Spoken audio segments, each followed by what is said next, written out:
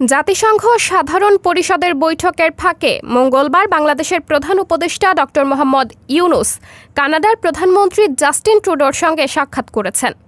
সংক্ষিপ্ত বৈঠকে দুই নেতা বাংলাদেশ-কানাডা সম্পর্ককে দৃঢ়করণ, বিভিন্ন প্রতিষ্ঠান গড়ে তোলা এবং বাংলাদেশের তরুণদের সমর্থন করার নানা দিক নিয়ে আলোচনা করেন। অধ্যাপক ইউনূস কানাডার প্রধানমন্ত্রীর কাছে বিপ্লবের সময় এবং পরে ছাত্র জনতা ও তরুণদের আঁকা দেয়ালচিত্রের একটি আর্ট বই দ্য আর্ট অব ট্রায়াম্ফ উপহার হিসেবে দেন।